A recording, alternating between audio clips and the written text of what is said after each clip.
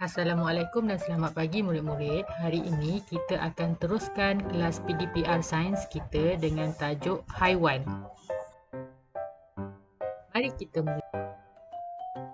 Kandungan kita pada hari ini ialah kemandirian spesies haiwan. Standard pembelajaran pula ialah 3.1.1 menyatakan maksud kemandirian spesies, 3.1.2 menjelas dengan contoh ciri dan tingkah laku khas haiwan untuk melindungi diri daripada musuh, 3.1.3 menjelas dengan contoh ciri dan tingkah laku khas haiwan untuk melindungi diri daripada cuaca melampau, 3.1.4 mengenal pasti cara haiwan melindungi telurnya, dan yang terakhir sekali 3.1.5 mengenal pasti cara haiwan memastikan anaknya terus hidup. Baiklah, yang pertama kita akan lihat dulu apakah maksud kemandirian spesies haiwan. Maksud kemandirian spesies haiwan ialah keupayaan haiwan untuk mengekalkan spesiesnya bagi mengelakkan Sekarang kita lihat pula apakah ciri dan tingkah laku khas haiwan untuk melindungi diri daripada musuh. Ciri ni maksudnya apa yang ada pada haiwan tu, dan tingkah laku khas ni maksudnya apakah tindakan haiwan tu untuk melindungi diri daripada musuh. Bagaimanakah haiwan melindungi diri dan spesiesnya? Haiwan mempunyai ciri-ciri dan tingkah laku khas untuk melindungi diri agar spesiesnya dapat dikekalkan. Sekarang kita lihat cara haiwan melindungi diri daripada musuh. Ni ciri-ciri yang ada pada haiwan. Contohnya haiwan ada tanduk. Contoh haiwan yang ada tanduk, kerbau dan kambing. Fungsi tanduk ni ialah untuk menyerang dan mencederakan musuh. Selain tu ada haiwan yang mempunyai ciri-ciri seperti berbisa. Contohnya ular, kalajengking dan tebuan. Tujuannya untuk menyakitkan atau membunuh musuh. Selain tu haiwan ada yang mempunyai ciri-ciri mata palsu. Contohnya kupu-kupu, ular kobra, ikan paus pembunuh. Tujuan mata palsu ni ialah sebagai teknik penyamaran dan menyembunyikan diri daripada musuh. Dan yang keempat, otot kaki yang kuat. Contoh haiwan yang mempunyai otot kaki yang kuat ialah kuda, arnab, katak dan kangaroo.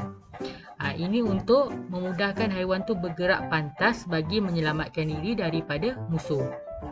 Yang kelima, duri tajam. Contoh haiwan yang punya duri tajam seperti landak dan ikan buntal. Tujuannya untuk menakutkan dan mencederakan musuh. Yang seterusnya, cangkerang. Contoh haiwan yang punya cangkerang, penyu dan kura-kura. Tujuannya untuk melindungi badannya yang lembut. Jadi bila musuh dekat, dia pun masukkan badannya dalam cangkerang. Seterusnya, sisik keras. Haiwan yang punya sisik keras seperti buaya dan tenggiling. Tujuan sisik keras ni untuk melindungi diri daripada musuh. Seterusnya, kuku tajam. Ada haiwan yang punya kuku tajam, contohnya ayam, elang dan harimau. Tujuan kuku tajam ni untuk menyerang dan mencederakan musuh. Dan yang terakhir sekali, mengeluarkan bau busuk. Contohnya skang, kumbang, pijat dan juga lipas. Tujuan dia bila dia keluarkan bau busuk ni, dia dapat menghalau musuhnya. Kita lihat pula apakah tingkah laku khas haiwan untuk melindungi diri daripada musuh. Tadi ciri-ciri, sekarang ni kita nak lihat apa pula tingkah laku. Maksudnya tindakan haiwan tu untuk melindungi diri daripada musuh. Yang pertama, menyemburkan dakwat hitam ketika menghadapi musuh. Contoh haiwan yang menyemburkan dakwat hitam ni ialah sotong. Kenapa sotong semburkan dakwat hitam apabila menghadapi musuh? Supaya dia dapat melepaskan diri daripada musuh. Yang kedua, memutuskan anggota badan. Contohnya cicak dan sotong gurita. Mereka akan memutuskan bahagian badan untuk mengelirukan mangsa supaya mereka boleh melarikan diri. Yang ketiga, memasukkan anggota badan dalam cengkerang. Contohnya kura-kura dan siput. Tujuannya untuk melindungi badannya yang lembut. Seterusnya hidup dalam kumpulan. Contohnya gajah dan ikan paus. Mereka ni hidup dalam kumpulan supaya dapat melindungi satu sama lain dan mengurangkan risiko diserang musuh. Sebab dia ramai kan, jadi musuh susahlah nak serang. Yang seterusnya, menggulungkan diri. Contoh haiwan yang menggulungkan diri ni tenggiling dan juga ulat gonggok, supaya dia dapat melindungi badannya yang lembut daripada serangan musuh. Yang terakhir sekali, menyamar. Contoh haiwan yang menyamar adalah mentadak, sotong gurita, sesumpah dan juga rama-rama. Tujuannya untuk mengelakkan dirinya daripada dikesan musuh, sama ada mempunyai warna atau corak yang hampir dengan persekitaran. Contoh sesumpah bila dia dekat daun, dia berubah warna jadi warna hijau. Jadi musuh pun tak tahu tu daun ke sesumpah.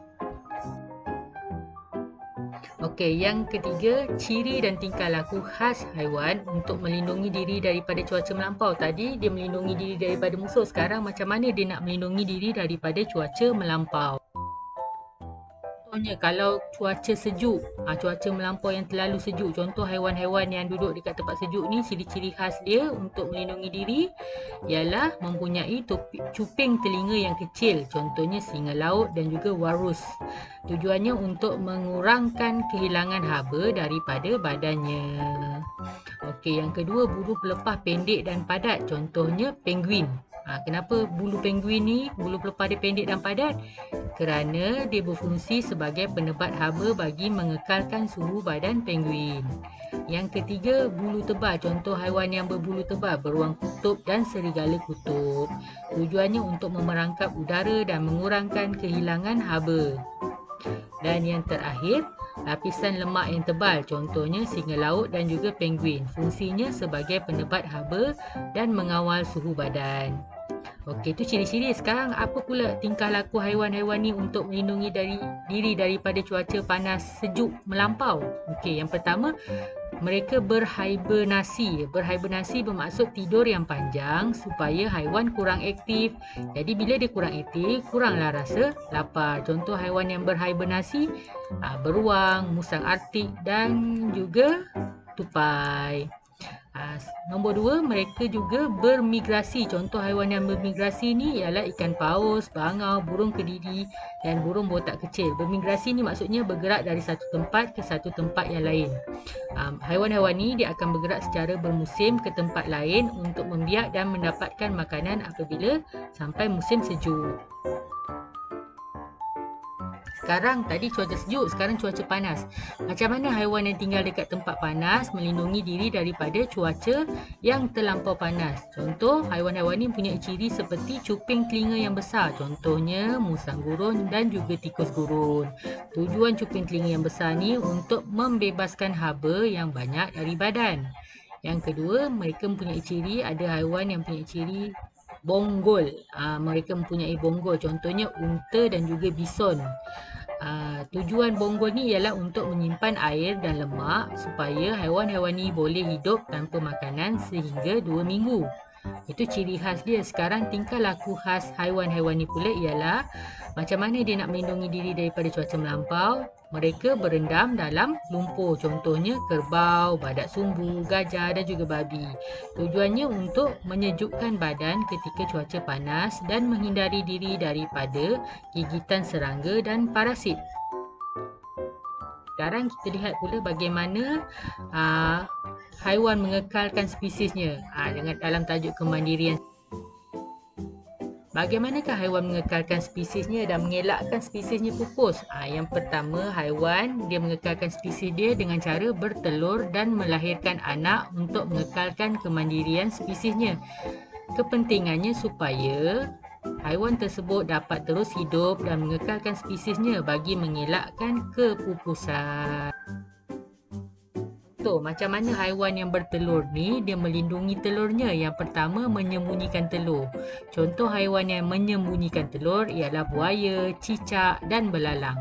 Buaya akan membuat jerumun untuk bertelur dan menjaga telurnya. Cicak pula menyembunyikan telur di tempat yang tersorok, manakala belalang bertelur di dalam tanah.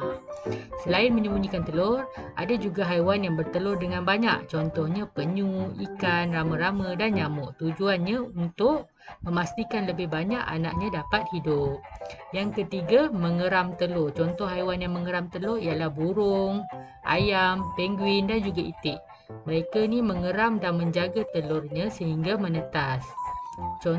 Dan yang seterusnya, menjaga telur. Contoh haiwan yang menjaga telur ni ialah ular, burung, buaya dan juga ayam. Mereka akan menjaga dan menyerang musuh yang mendekati telurnya. Dan yang terakhir, telur diselaputi lendir. Contoh haiwan yang menyelaputi telur mereka dengan lendir ialah katak, siput dan ikan. Tujuannya supaya telur tu melekat antara satu sama lain dan membentuk gumpalan yang besar dan licin. Tujuannya menyukarkan haiwan lain untuk memakannya. Haiwan yang bertelur, sekarang haiwan yang beranak. Macam mana haiwan yang beranak ni menjaga anaknya? Yang pertama, dengan cara menyusukan anak. Contohnya lembu, kuda, kucing dan harimau. Ibu haiwan ni akan menyusukan anak mereka sehingga besar dan boleh berdikari, iaitu mencari makanan sendiri. Okey, yang kedua, membawa anak dalam kantung. Contohnya kangaroo.